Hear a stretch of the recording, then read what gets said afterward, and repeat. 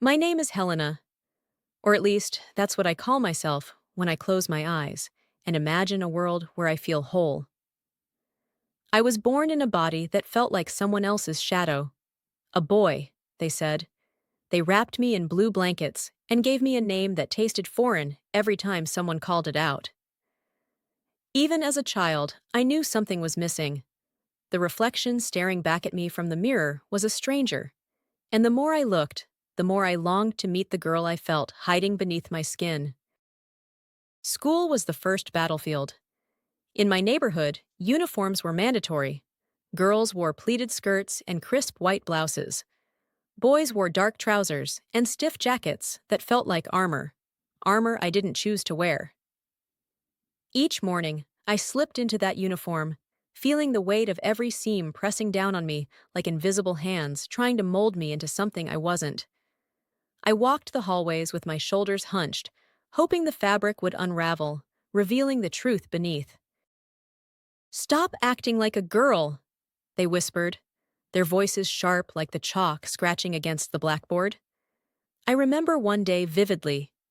It was spring, and the other boys were running across the schoolyard, scuffing their shoes against the pavement, shouting with wild abandon.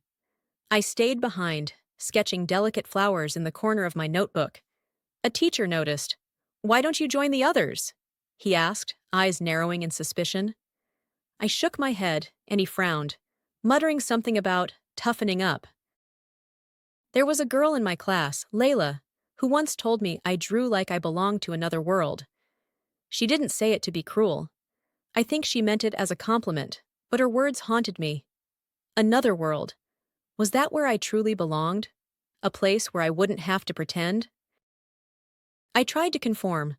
I played along with their games, mimicked their rough laughter, and buried Helena beneath layers of silence.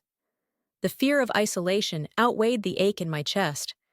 I feared losing the fragile friendships I had woven, feared the judgment in my father's eyes, feared disappointing my mother, who kissed my forehead each night, whispering prayers that didn't speak my name.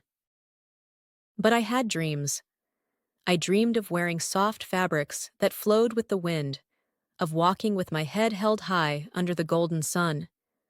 I dreamed of hearing my name, Helena, spoken with tenderness. These dreams were fragile, tucked away in secret corners of my heart. At school, I was the boy they expected, but at night, I let Helena breathe, even if only for a little while. I remember the moment I first started painting. It felt like every touch against the paper cracked open a window that had been sealed shut inside me. As my fingers traced the brush's handle, I could almost hear the breath of the girl hiding behind that window. The paint didn't flow on the canvas. It flowed beneath my skin, like light seeping into the dark spaces I kept locked away. Back then, no one noticed. No one realized I was searching for an identity between the lines I drew. But one day, they noticed. And from that day on, even painting felt like something I wasn't allowed to keep. "It's nice," they said, "but it's just a hobby. Focus on your studies." Hobby. A small word that gnawed at me. As if painting was just a toy for empty hours. As if those brushes weren't mine, but a fleeting distraction. "What do you want to be when you grow up?" they asked. "An artist," I replied. There was silence for a moment. Then they smiled. "Sure, but what will your real job be?" A real job. My reality lived at the tip of those brushes. But to them, reality existed elsewhere, in a suit, at the edge of an office desk, but never before a canvas. By the time I reached high school, these questions grew louder. And with them, so did the weight on my shoulders. My father insisted I was the man of the house. Creaking doors, leaking faucets, they were all mine to handle. "It's time to start earning your keep," my mother said, but all I wanted to hold was a brush. One day, I watched my grandmother knitting quietly. I sat beside her and asked how she did it. The thread slipping between her fingers reminded me of the way paint blended on canvas. That thread seemed to reach for something that had been kept from me. When my father heard, his eyes turned to storms. "Does a man knit?" he said. And that day, for the first time, he struck me. The sting of his hand faded, but something inside me still ached. I never said a word about my sister's clothes. They felt natural to me, but even that was criticized. "Look out for your sister," they said. But they didn't know. I wore those same clothes at night, when no one else was awake. It was life's cruel irony, feeling like a stranger even in my own skin. As all this chaos unraveled at home, I buried myself in books, preparing for exams. Because there had to be a way out. One of the roads I sketched had to lead somewhere real. And Istanbul wasn't just a city to me, it was a possibility. A street where Helena could walk as Helena. A place where, maybe for the first time, I wouldn't feel alone. My name is Helena, but for a while in Istanbul, I forgot that name. I passed the university entrance exam. I was going to be a teacher. My mother's eyes held pride. My father's voice carried a sliver of acceptance. Even among my friends, I became known as a real man. On the outside, I had become the person everyone wanted to see. I had girlfriends, my beard was growing, and my voice deepened as I blended into the crowd. But when I looked in the mirror, that unfamiliar child was still there. The day I first set foot in Istanbul, the wind from the Bosphorus brushed against my face. It felt like a whisper from the past. But I turned my head and kept walking. As I walked through the university hallways, Helena was silent. I had hung my identity like a jacket on a hook. It could stay there for a while. No one would notice. In class, I was a good student. On the streets, just another ordinary young man. If no one questioned it, I wouldn't either. One summer day, Istanbul's stone streets shimmered under the heat. I found myself near Taksim during the Pride Parade. The crowd flowed down the avenue, girls like Helena in satin slip dresses, neon wigs, and high heels. As I crossed that bustling street, I quickened my steps.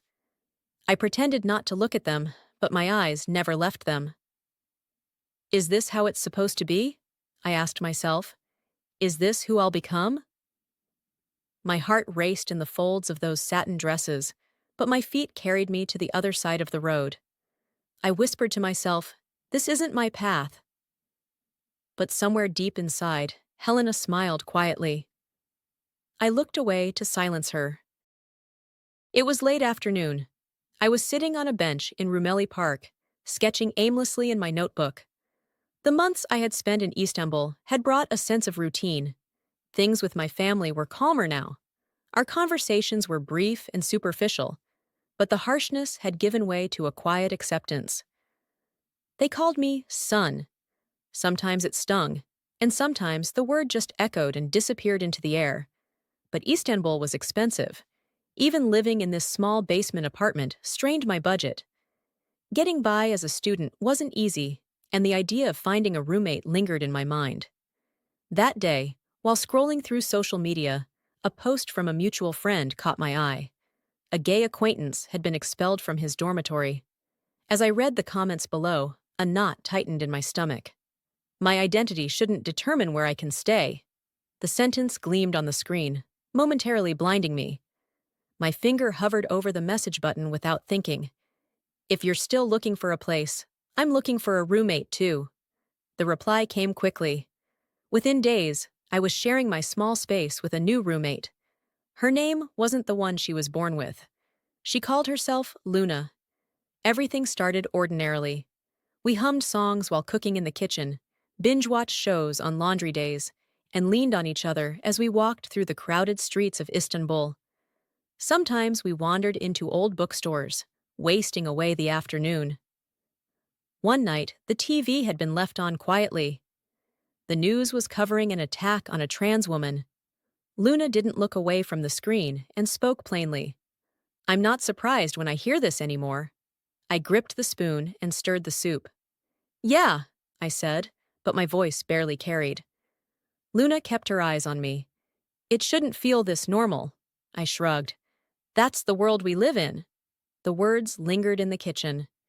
Then Luna sipped her coffee and asked, Don't you ever wonder? How does someone realize who they are? The words that spilled from my mouth were so familiar, it felt like someone else was speaking. Maybe it happens when you look in the mirror and realize the reflection feels like a stranger. Luna stayed silent for a long time. In that quiet, it felt like we were both thinking the same thing. We talked until morning, as if none of it concerned us. But deep down, we both knew that in every sentence, there was a piece of ourselves. It was near dawn.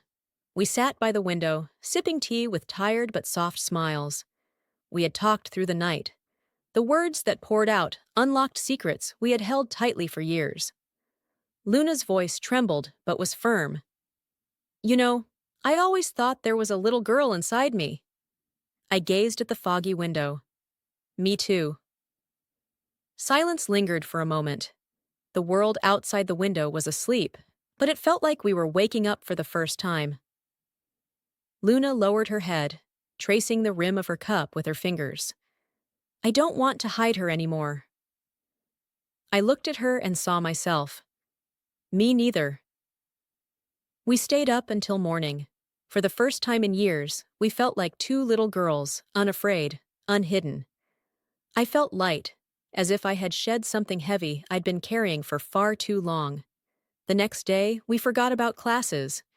We put our phones aside and had a girls' night for ourselves. We rummaged through old DVD boxes to pick a movie, pulled childhood books from the shelves, and read for hours. We laughed until our stomachs hurt over popcorn. In every film, every story, we found pieces of ourselves. Then, we started digging deeper. We searched for those who came before us, those who resisted, who screamed their stories to the world. Step by step, page by page, we grew. Luna smiled as she brushed her hair in front of the mirror. Maybe that little girl was always waiting to come out. I looked at myself and took a deep breath. And now, it's her time. We knew now. We were ready to face the world.